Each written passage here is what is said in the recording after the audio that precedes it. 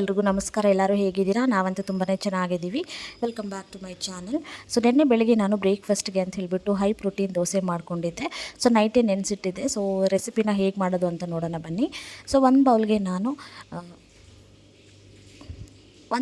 ನಾನು 1 ಕಪ್ಪಷ್ಟು ಅಕ್ಕಿ ತೊಗೊಂಡಿದ್ದೀನಿ, 3/4 ಕಪ್ಪಷ್ಟು ಹೆಸರು ಕಾಳು ತೊಗೊಂಡಿದ್ದೀನಿ, ಅರ್ಧ ಕಪ್ಪಷ್ಟು ಉದ್ದಿನಬೇಳೆ, ಅರ್ಧ ಕಪ್ಪಷ್ಟು ಕಡಲೆ ಬೀಜ ತೊಗೊಂಡಿದ್ದೀನಿ, ಒಂದು ಅರ್ಧ ಕಪ್ಪಷ್ಟು ಕಡಲೆ ತಗೊಳ್ಳಿ, ಸೊ ಒಣಗಿರೋ ಕಡಲೆ. ಸೊ 1/4 ಕಪ್ಪಷ್ಟು ತೊಗರಿಬೇಳೆ ತಗೊಳ್ಳಿ, 1/4 ಕಪ್ಪಷ್ಟು ಕಡಲೆಬೇಳೆ ತೊಗೊಂಡು ಚೆನ್ನಾಗಿ ಇದನ್ನು ಮಿಕ್ಸ್ ಮಾಡ್ಕೊಳ್ಳಿ. ಇದು ಬಿಟ್ಟು ನೀವು ಬೇರೆ ಏನಾದರೂ ಆ್ಯಡ್ ಮಾಡ್ಕೋಬೋದು. ಕಾಬೂಲ್ ಬರುತ್ತಲ್ಲ ಅದನ್ನು ಆ್ಯಡ್ ಮಾಡ್ಕೋಬೋದು, ಆಮೇಲೆ ಸ್ಪ್ರೌಟ್ಸ್ ಬರುತ್ತಲ್ಲ ಅದನ್ನು ಕೂಡ ಆ್ಯಡ್ ಮಾಡ್ಕೋಬೋದು.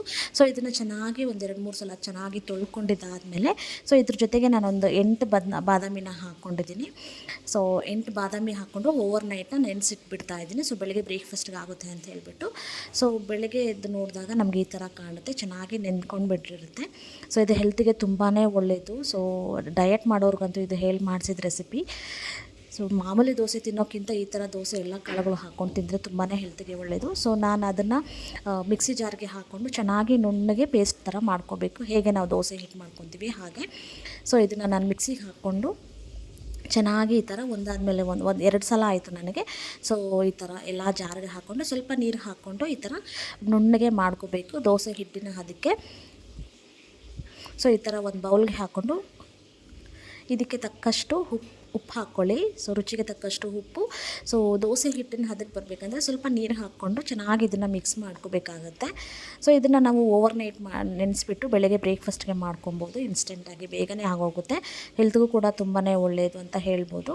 ಸೊ ಈ ಥರ ಸೊ ಎಲ್ಲನೂ ಹಾಕ್ಕೊಂಡು ಮಿಕ್ಸ್ ಮಾಡಿಕೊಂಡು ಸೊ ನಾವು ದೋಸೆ ಹಿಟ್ಟಿನ ಹದಕ್ಕೆ ರೆಡಿ ಮಾಡ್ಕೋಬೇಕಾಗತ್ತೆ. ಸ್ವಲ್ಪ ಗಟ್ಟಿನೇ ಇರಲಿ, ತುಂಬ ನೀರಾಗಿರಬಾರ್ದು. ಈ ಥರ ಚೆನ್ನಾಗಿ ಮಿಕ್ಸ್ ಮಾಡ್ಕೊಂಡಿದ್ದಾದಮೇಲೆ ಸೋಡಾ ಗಿಡ ಏನೂ ಬೇಡ ಇದಕ್ಕೆ.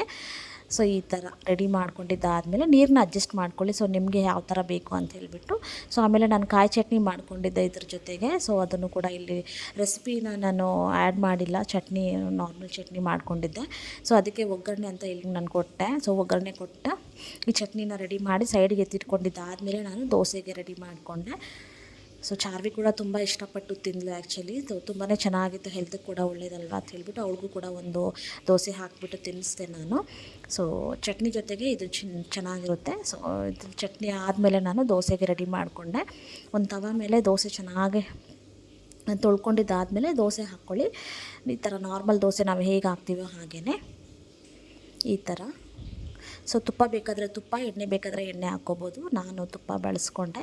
ಸೊ ತುಪ್ಪ ಹಾಕ್ಬಿಟ್ಟು 2 ಕಡೆ ಚೆನ್ನಾಗಿ ಬೆಂದ್ಕೊಂಡಿದ್ದಾದಮೇಲೆ ನಾವು ಸರ್ವ್ ಮಾಡ್ಕೋಬೋದು ಈ ಥರ. ಸೊ 2 ಕಡೆ ನಾರ್ಮಲ್ ದೋಸೆ ಥರಕ್ಕಿಂತ ಇದು ತುಂಬಾ ರುಚಿಯಾಗಿರುತ್ತೆ. ಸೊ ಒಂದು ಸಲ ಟ್ರೈ ಮಾಡಿ, ಓಕೆನಾ? ಹೆಲ್ತ್ ಕೂಡ ತುಂಬಾ ಒಳ್ಳೆಯದು,